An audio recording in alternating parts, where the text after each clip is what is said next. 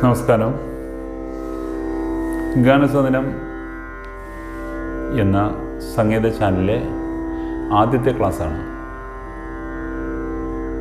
സംഗീതം പഠിക്കാൻ തുടങ്ങുന്ന ഒരു വിദ്യാർത്ഥി ആദ്യം പഠിക്കുന്ന ഒരു രാഗമാണ് മായാമാളവ ഗൗളരാഗം. കർണാടിക് സംഗീതത്തിൽ ആദ്യം പഠിക്കുന്ന രാഗമാണ് മായാമാളവ ഗൗളരാഗം. ഈ മായാമാളവ ഗൗളരാഗം മേളകർത്ത രാഗത്തിലെ 15ാമത്തെ മേളകർത്ത രാഗമാണ്. മേളകർത്ത രാഗം എന്താണെന്ന് വെച്ച് കഴിഞ്ഞാൽ ഞാൻ വേറൊരു ക്ലാസ്സിൽ നിങ്ങൾക്ക് അത് പറഞ്ഞു തരാം. ഈ മായാമാളവ ഗൗളരാഗത്തിൻ്റെ സ്വരസ്ഥാനങ്ങൾ ആദ്യം മനസ്സിലാക്കണം, അതിൻ്റെ പേര്. കാരണം സ്വരങ്ങളുടെ വ്യത്യാസങ്ങൾ മനസ്സിലാക്കി പഠിച്ചാൽ മാത്രമേ നമുക്ക് ഭാവിയിലേക്കും ഒരു രാഗം വേറൊരു രാഗം തമ്മിലുള്ള വ്യത്യാസങ്ങൾ മനസ്സിലാക്കാൻ സാധിക്കുകയുള്ളൂ. അതുകൊണ്ട് മായാമാളവ ഗൗളരാഗത്തിൻ്റെ ആരോഹണം അവരോഹണത്തിൻ്റെ സ്വരസ്ഥാനങ്ങൾ പറയാം. പഠിക്കുന്ന വിദ്യാർത്ഥികൾ ഇത് നോട്ട് ചെയ്യുക, എഴുതിയെടുക്കുക. ഷഡ്ജം എന്ന് പറഞ്ഞാൽ സ.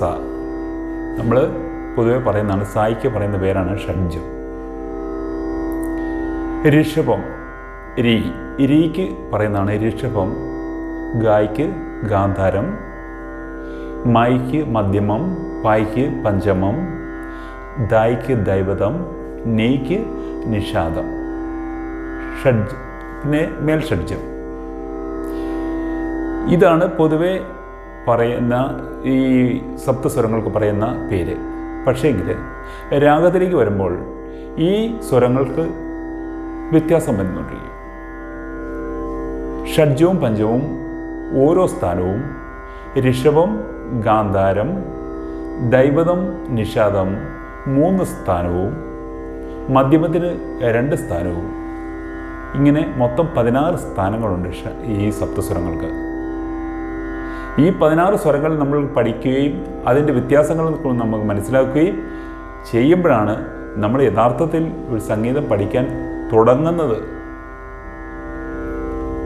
അതുകൊണ്ട് നമ്മൾ ഓരോ രാഗം പഠിക്കുമ്പോഴും ആ സ്വരസ്ഥാനങ്ങൾ നമ്മൾ പഠിച്ചിരിക്കണം. ആ സ്വരസ്ഥാനങ്ങളുടെ പേര് നമ്മൾ പഠിച്ചിരിക്കണം. അത് നമ്മുടെ ഓർമ്മയിലുണ്ടായിരിക്കണം.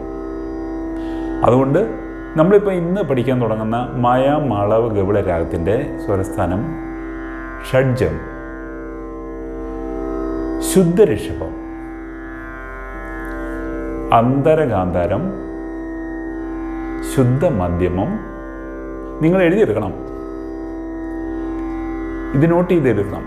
കാരണം ഇതൊരു നിങ്ങൾ ഈ പഠിപ്പിക്കുന്ന പാഠങ്ങൾ ഒരു ഫയലാക്കി അല്ലെങ്കിൽ നോട്ട്ബുക്കിൽ കറക്റ്റായിട്ട് എഴുതിയെടുക്കണം. കാരണം ഞാൻ ഇതിനോട് ബന്ധപ്പെട്ട അടുത്ത ക്ലാസ് ഇതിൻ്റെ ബാക്കിയായിരിക്കും തരുന്നത്. പിന്നെ പഞ്ചമം പ, ശുദ്ധ ദൈവതം ദ, കാകളി നിഷാദം. ഇത് തന്നെ റിവേഴ്സ് പുറകോട്ടും പോരും, അവരോണം പോരും. ഷഡ്ജം, കാകളി നിഷാദം, ശുദ്ധദൈവതം, പഞ്ചമം, ശുദ്ധമധ്യമം, അന്തരഗാന്ധാരം, ശുദ്ധ ഋഷഭം, ഷഡ്ജം. ഈ ആരോഹണവും അവരോഹണവും ഈ ലെവലിൽ ഈ സ്ഥാനങ്ങളിൽ കൂടി മാത്രം വന്നാൽ മാത്രമേ നമ്മൾ മായാമാളവ ഗൗള രാഗം ആകുകയുള്ളൂ. കാരണം 72 രാഗങ്ങൾ, മേളകർത്തയിലെ 72 രാഗങ്ങൾ സമ്പൂർണ്ണമാണ്. സമ്പൂർണ്ണം എന്ന് പറഞ്ഞാൽ ആരോഹണവും അവരോഹണവും ഒരു സ്വരങ്ങൾ വിട്ടുപോകാതെയും ഒരു വക്രത വരാതെയും ഓർഡർ ഇല്ലാതെ വരുന്നതാണെങ്കിൽ മാത്രമേ അതിനെ സമ്പൂർണ്ണ രാഗങ്ങൾ എന്ന് പറയാൻ പറ്റുകയുള്ളൂ. അപ്പോൾ മായാമാളം 15ാമത്തെ മേളകർത്ത രാഗമാണെന്ന് ഞാൻ ആദ്യമേ പറഞ്ഞു കഴിഞ്ഞു. അപ്പം ഈ സ്വരസ്ഥാനങ്ങളാണ് നമുക്കിനി പഠിക്കേണ്ടത്. അത് ആദ്യം 1ാം കാലം, 2ാം കാലം, 3ാം കാലം, 4ാം കാലം, ഇങ്ങനെ 4 സ്പീഡ്. കാലം എന്ന് പറഞ്ഞാൽ സ്പീഡിനെ നമ്മൾ കൺട്രോൾ ചെയ്യുന്നതിനെ പറയുന്നത്. ഇത് നമ്മൾ ആദ്യ പാഠം പഠിക്കുമ്പം ഇത് ചതുരശ്ര ജാതി ത്രിപുട താളം അല്ലെങ്കിൽ ആദ്യ താളം, ഇങ്ങനൊരു താളത്തിൽ കൂടെ ബന്ധിച്ചാണ് ചിട്ടപ്പെടുത്തിയേക്കാണ് ഈ പാഠങ്ങൾ. അപ്പം നമുക്ക് താളം കൂടെ പഠിക്കണം, എങ്കിൽ പോലും നമ്മൾ ആദ്യം ഈ മായാമാള ഗൗളരാഗത്തിൻ്റെ സ്വരസ്ഥാനങ്ങൾ പാടി അതൊന്ന് ഉറപ്പിക്കുക, അല്ലെങ്കിൽ ആ സ്വരസ്ഥാനം നമുക്കൊന്ന് മനസ്സിൽ പതിയുക എന്നുള്ളതാണ് നമ്മുടെ ആദ്യത്തെ ലക്ഷ്യം. അപ്പം ഞാൻ പാടുന്നതിനോടൊപ്പം നിങ്ങൾ പാടാം. ഞാൻ പാടി കഴിയുമ്പം നിങ്ങൾ ആ ലെവൽ വെച്ച് നിങ്ങൾ പാടി സ്വയം പ്രാക്ടീസ് ചെയ്യുക. നിങ്ങൾക്ക് എന്തെങ്കിലും ഡൗട്ട് ഉണ്ടെങ്കിൽ നിങ്ങൾക്ക് എന്നെ കോണ്ടാക്ട് ചെയ്യാമായിരിക്കും. നമുക്ക് മായാമാള ഗൗളരാഗത്തിൻ്റെ ആരോഹണം അവരോഹണം നമുക്കൊന്ന് പാടി നോക്കാം. സരി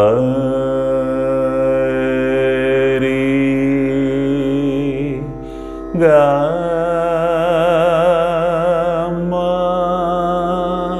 കൂടെ പാടാം കേട്ടോ. പാധ നീ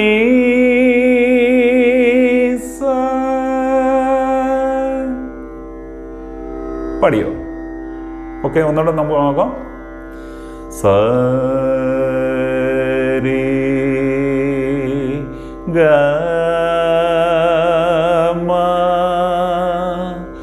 പാധ നീ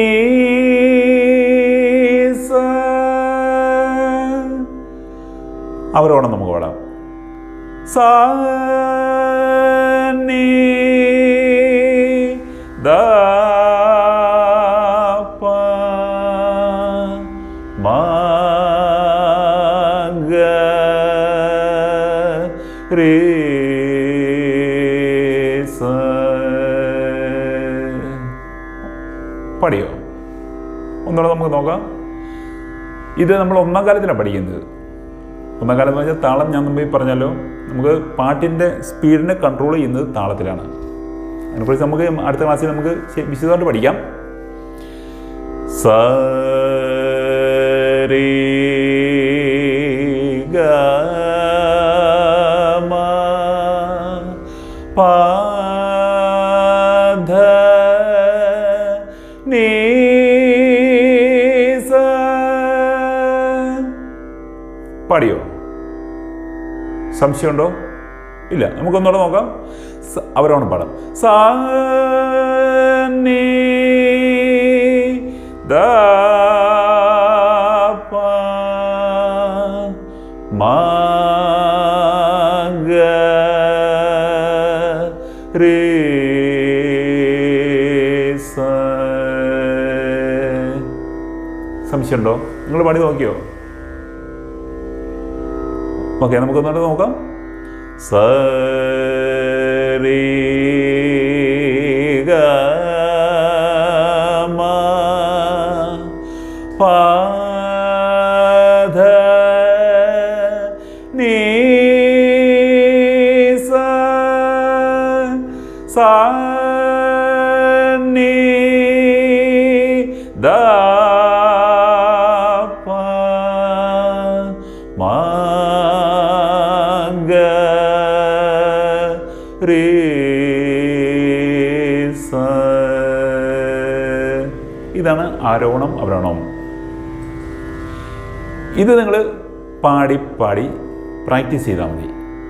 ഈ കാലത്ത് ഈ സ്പീഡിൽ നിങ്ങൾ പാടി പ്രാക്ടീസ് ചെയ്യുക. അപ്പോൾ നമുക്ക് ഞാൻ കുറച്ച് ആദ്യമേ പറഞ്ഞായിരുന്നു, ഇത് താളം ചതുരസ്ര ജാതി ത്രിപുട താളം അല്ലെങ്കിൽ ആദി താളം. ആദ്യമേ പഠിക്കുന്ന താളമായതുകൊണ്ടല്ല ആദി താളം എന്ന് പറയുന്നത്. ആദി എന്നൊരു പേരുണ്ട് ഈ താളത്തിന്. ആദി എന്നാണ് ഈ ഗ്രന്ഥത്തിൽ പറയുന്ന ഈ പേര്. പക്ഷേ ഇതിൻ്റെ ചാർട്ടുണ്ട്. അതിൽ നമ്മൾ അതിനെക്കുറിച്ച് ഞാൻ താളത്തെക്കുറിച്ച് വിശദമായിട്ട് വേറെ ഒരു നമ്മൾ പഠിച്ചു വരുമ്പം ഒരു ക്ലാസ്സിൽ ഞാൻ പഠിപ്പിക്കുന്നതായിരിക്കും, തുടർന്ന് പഠിപ്പിക്കുന്നതായിരിക്കും. ചതുരസ്ര ജാതി ത്രിപുട താളം. ജാതികൾ 5 ഉണ്ട്. ചതുരസ്രം, തിസ്രം, മിശ്രം, ഖണ്ഡം, സങ്കീർണം. അപ്പോൾ അതിനെക്കുറിച്ചൊക്കെ ഞാൻ പറയാം. അപ്പോൾ ചതുരസ്ര ജാതി ത്രിപുട താളം അല്ലെങ്കിൽ ആദിതാളം. ഈ താളം എങ്ങനെയാണ് ഇടണമെന്ന് വെച്ച് കഴിഞ്ഞാൽ, അടി 1 2 3 വിരൽ, പിന്നെ ഒരടി, ഒരു വീശ്, ഒരടി, ഒരു വീശി. അപ്പം മൊത്തം 8 മാത്ര അല്ലെങ്കിൽ 8 അക്ഷരം. മാത്ര എന്ന് പറഞ്ഞാൽ ഒരക്ഷരത്തിനെ നമ്മൾ പറയുന്നതാണ് മാത്ര. അപ്പോൾ 8 മാത്രയാണ് അല്ലെങ്കിൽ 8 അക്ഷരമാണ് ആദ്യ താളം എന്ന് പറഞ്ഞാൽ ഒരു ലഘുവും 2 ദ്രുതവും. ദ്രുതം എന്ന് പറഞ്ഞാൽ ഒരടി ഒരു വീശ്, ഇതിനെ പറയുന്നതിനാണ് നമ്മൾ ദ്രുതം എന്ന് പറഞ്ഞാൽ. അപ്പോൾ 2 ദ്രുതവും ഒരു ലഘു. ലഘു എന്ന് പറഞ്ഞാൽ അടി മുതൽ 1, 2, 3, 4 ഇത്രയും ഈ പ്രക്രിയയാണ് നമ്മൾ ലഘു എന്ന് പറയുന്നത്. 2 അടുത്തത് ഒരടി ഒരു വീശ് ഒരു ദ്രുതം, പിന്നെ ഒരടി ഒരു വീശ് ഒരു ദ്രുതം, അങ്ങനെ 2 ദ്രുതം. അപ്പം ഒരു ലഘുവും 2 ദ്രുതവും കൂടുന്നതാണ് ആദ്യ താളം. അപ്പം അത് 8 മാത്രമാണ്. നമ്മൾ സപ്തസ്വരങ്ങളും 8 അക്ഷരം. സപ്തസ്വരം 7 ഉള്ളൂ. ടോപ്പിലെ മേൽസായിലെ ഷഡ്ജോട് കൂടി 8. നമുക്കൊന്ന് ആ താളം കൂടെ നമുക്ക് ഇട്ട് പാടി നോക്കാം. നിങ്ങൾ കൂടി ഒന്ന് പാടുക, എൻ്റെ കൂടെ കൂടി പാടണം. സാ രേ ഗ മ പ ധ നീ സ. ഓക്കെ, മനസ്സിലായില്ലേ? ഇനി താളം ഇത് തന്നെ ഇട്ടുകൊണ്ടിരിക്കുന്നത്. സാ നീ ധ പ മ ഗ റീ സ. മനസ്സിലായോ? ഇതിനാണ് ഒന്നാം കാലം എന്ന് പറയുന്നത്. അപ്പോൾ നമുക്ക് ഈ ഒന്നാം കാലം എങ്ങനെയൊന്ന് മനസ്സിലാക്കാം. ഒരടിക്ക് അല്ലെങ്കിൽ ഇങ്ങനെ ഇടുന്ന ഓരോ കർമ്മത്തിനും അല്ലെങ്കിൽ ഇങ്ങനെ ചെയ്യുന്ന ഓരോ പ്രവൃത്തിക്കും ഒരക്ഷരം പാടുവാണെങ്കിലാണ് അതിനെ നമ്മൾ ഒന്നാം കാലം എന്ന് പറയുന്നത്. ഇപ്പോൾ എക്സാമ്പിൾ കാണിക്കാം.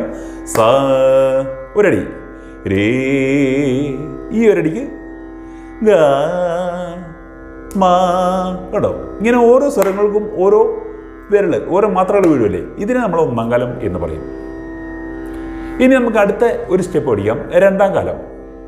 അപ്പം ഒരു മാത്രയ്ക്ക് അല്ലെങ്കിൽ ഒരടിക്ക് 2 അക്ഷരം വരും. ഈ 2 അക്ഷരം വരുന്നതിനാണ് നമ്മൾ രണ്ടാം കാലം എന്ന് പറയുന്നത്. അതൊന്ന് നോക്കാം. നമ്മൾ ഒന്നാം കാലം നിങ്ങൾ ഇപ്പോൾ ഞാൻ പഠിപ്പിച്ചു, നിങ്ങൾ പ്രാക്ടീസ് ചെയ്യുക. നമുക്ക് രണ്ടാം കാലത്തെക്കുറിച്ച് നോക്കാം. സ രേ ഗ മ പ ധ നീ സ. അപ്പം നമ്മൾ താളത്തിൻ്റെ ആദ്യ താളത്തിൻ്റെ അല്ലെങ്കിൽ 8 മാത്രമുള്ള ഈ ആദ്യ താളത്തിൻ്റെ പകുതിയായപ്പോൾ നമ്മൾ ആരോഹണം തീർന്നു. ഇനി ബാക്കി പകുതി സാ നീ ധ പ മ ഗ റീ സ. കണ്ടോ, ബാക്കിക്ക് അവരോഹണവും തീർന്നു. അപ്പം 8 മാത്രമുള്ള ഒരു താളത്തിൽ ആരോഹണവും അവരോഹണവും തീർന്നു. അപ്പം 8 × 2 16 അക്ഷരം നമ്മൾ പാടി. അപ്പോൾ ഒന്നാം കാലത്തിൻ്റെ നേരെ ഇരട്ടി സ്പീഡ് കൂടി. അപ്പോൾ നമ്മൾ സ്പീഡ് കാൽക്കുലേഷൻ ചെയ്യുന്ന പാട്ടിൻ്റെ സ്പീഡ് കാൽക്കുലേഷൻ ചെയ്യുന്നത് ഈ രീതിയിലാണ്. പറഞ്ഞു മനസ്സിലായി? അപ്പം നമുക്ക് ഒന്നുകൂടെ നമുക്ക് നോക്കാം.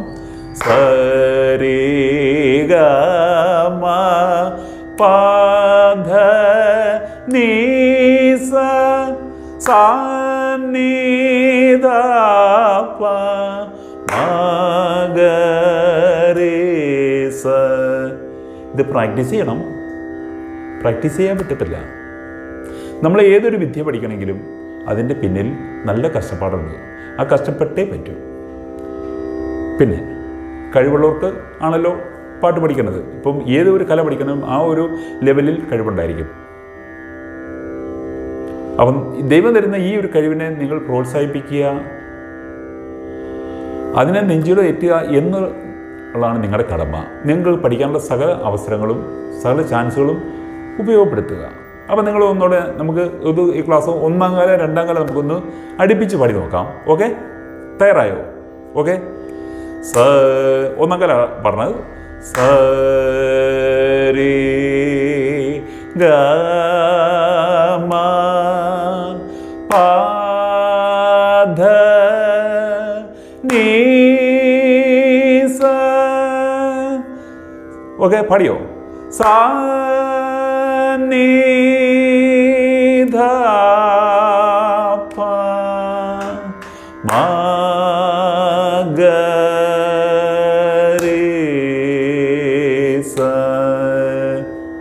മനസ്സിലായോ? പാടി നോക്കിയോ? ഓക്കെ. അപ്പോൾ നമുക്ക് രണ്ടാം കാലം നോക്കാം. രണ്ടാം കാലം ഞാൻ ആദ്യം പറഞ്ഞു ഒരടിക്ക് 2 അക്ഷരം.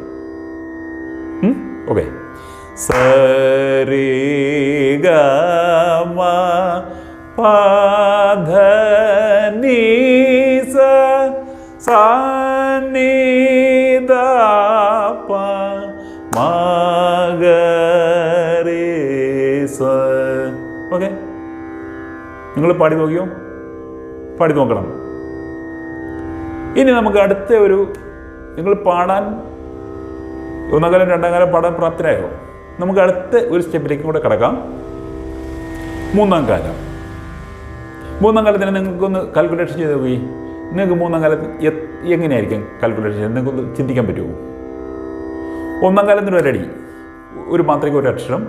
രണ്ടാം കാലത്തിന് ഒരു മാത്രയ്ക്ക് 2 അക്ഷരം. അങ്ങനെയാണെങ്കിൽ മൂന്നാം കാലത്തിൽ എത്ര ഒരു നിങ്ങൾക്ക് സ്വയം ഒന്ന് ചിന്തിച്ച് നോക്കി. പറ്റുമെങ്കിൽ ചെയ്യുക. മൂന്നാം കാലത്തിന് ഒരു മാത്രയ്ക്ക് 4 അക്ഷരം, ഒരടിക്ക് 4 അക്ഷരം വേണം. കാരണം ഞാൻ ആദ്യം പറഞ്ഞല്ലോ, 1ൻ്റെ ഇരട്ടി 2, 2ൻ്റെ ഇരട്ടി 4. അപ്പോൾ ഒരടിക്ക് ഒരു മാത്രയ്ക്ക് 4 അക്ഷരം കംപ്ലീറ്റ് ചെയ്ത് നമ്മൾ പാടിപ്പോണം, കവർ ചെയ്യണം. അപ്പോൾ അതിനെ മൂന്നാം കാലം എന്ന് നമ്മൾ പറയും. ഓക്കെ, പാടി നോക്കാം. സരി ഗ മ പ ധ നി സ സാ നി ദ പ മ ഗ രി സ. ഇരട്ടാം കാലം. ഇനി നമുക്ക് അടുത്ത മൂന്നാം കാലത്തേക്ക് പോകണം. സരി ഗ മ പ ധ നി സ സാ നി ദ പ മ ഗ രി സ. സരി ഗ മ പ ധ നി സ സാ നി ദ പ മ ഗ രി സ. കേട്ടോ, പാട്ടിൻ്റെ സ്പീഡ് പോയി കണ്ടോ? അപ്പോൾ നമ്മൾ ഒരു താളവട്ടത്തിൽ അല്ലെങ്കിൽ 8 മാത്രമുള്ള ഈ ഒരു താളവട്ടത്തിൽ നമ്മൾ 4 പ്രാവശ്യം പാടി അല്ലേ? ആരോണവരോട് നമ്മൾ 4 പ്രാവശ്യം അടി. അപ്പോൾ 8 ഗുണം 4 32 അക്ഷരം ഈ ഒരു താളവട്ടത്തിൽ. ഈ 8 മാത്രം നമ്മളിങ്ങനെ ഇടുന്ന 8 മാത്രയിൽ 32 അക്ഷരം നമ്മൾ കവർ ചെയ്യുന്നു. അപ്പോൾ ആ 32 അക്ഷരം കവർ ചെയ്യണമെങ്കിലുള്ള സ്പീഡ്, ആ സ്പീഡിനെയാണ് നമ്മൾ കാൽക്കുലേഷൻ ചെയ്യുന്നത് ഓരോ കാലങ്ങളിൽ നിന്നും പറഞ്ഞ്. ഓക്കെ, മനസ്സിലായോ? ഇനി നിങ്ങൾക്ക് ഇത്രയും ക്ലാസ് ഞാൻ പറഞ്ഞത് നിങ്ങൾ ഇനി റിപ്പീറ്റ് ചെയ്ത് നിങ്ങൾക്ക് പ്രാക്ടീസ് ചെയ്യുക. നിങ്ങൾക്ക് എന്തെങ്കിലും ഡൗട്ട് ഉണ്ടെങ്കിൽ നിങ്ങൾ എന്നെ കോണ്ടാക്ട് ചെയ്യാം. അടുത്ത ക്ലാസ് ഇതിൻ്റെ ബാലൻസ് ആയിരിക്കും അടുത്ത ക്ലാസ് വരുന്നത്.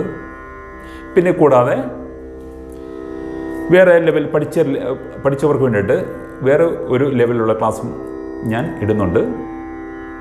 ഗീതങ്ങൾ മുതൽ ആയിരിക്കും ക്ലാസ് ഇടുന്നത്. ഗീതങ്ങൾ, വർണ്ണങ്ങൾ, ആദ്യമുള്ള വർണ്ണങ്ങൾ, കീർത്തനങ്ങളുടെ ന്യൂട്രീഷനുമായിട്ട് ഞാൻ സെപ്പറേറ്റ് വേറെ ക്ലാസ് ഇടുന്നുണ്ട്. നിങ്ങൾ മാക്സിമം ഇതിനെ ഉപയോഗിക്കുക. നിങ്ങൾക്ക് അത് പ്രയോജനപ്പെടുന്നുണ്ടെങ്കിൽ ഈ ചാനൽ നിങ്ങൾ സപ്പോർട്ട് ചെയ്യുക. അടുത്ത ക്ലാസ്സുമായിട്ട് വീണ്ടും നമുക്ക് കാണാം. Good bye.